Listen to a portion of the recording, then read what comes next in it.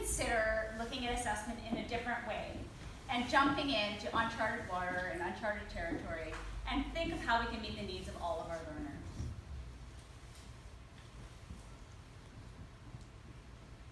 Because our learners come to us with 100 languages of creativity and curiosity and hope and wonder and all of the ways they see the world through their senses.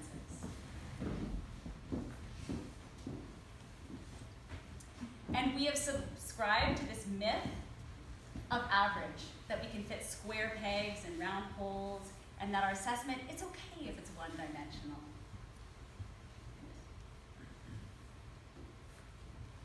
But what's really happening is we're having our students treat this like a race. We have someone in the front winning, someone in the back who's not, people in the middle, and we're comparing our learners, and they don't even really know sometimes what race they're in. So I'm thinking about the possibility. When we have our clear intentions at the top and students know what they're working towards, how can we actually help them get there in a way that makes sense to who they are as learners? How can we provide provocations and inspiring learning environments that actually speak to inquiry and all of those gifts that the students have brought into our classrooms? And I'm thinking about these things. I'm thinking about space and resources and tools and sharing and what that looks like in our classrooms and our learning environments.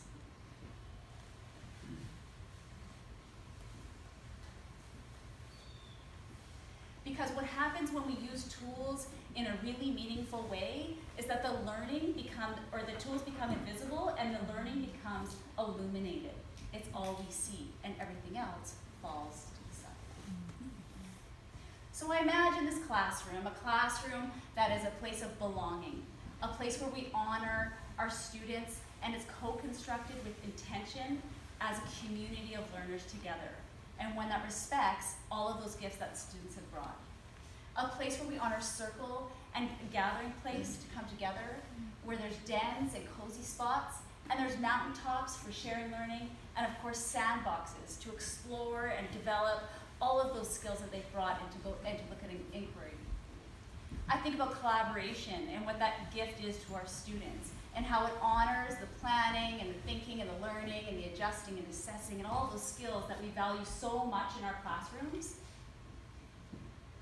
And for me, I think about the digital tools and digital literacy and what that does for all of our learners and how it provides them a tool to share their learning and to be assessed in a way that makes sense to them. Whether it be through podcasting, digital art, augmented reality, sketchnoting, using technology and digital literacy to access literacy and numeracy. These are the gifts that we can bring our students and allow them to learn and carry with them so that they can share their learning in new and diverse ways. Because with voice and choice, our students can do so much.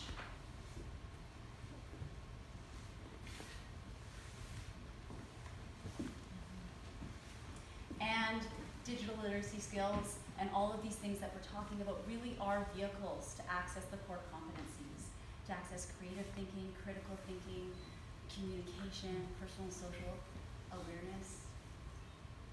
And as we know, with sound pedagogy and assessment aligned with digital literacy, we can meet the learning in our room.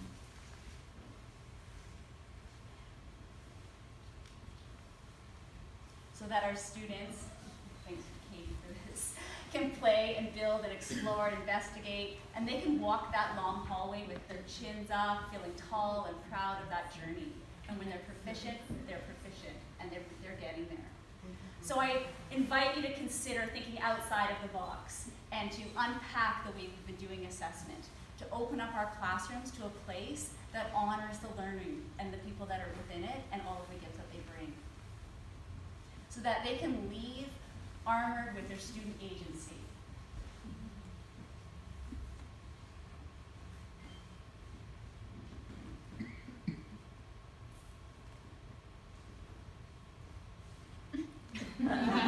And with more than just a 100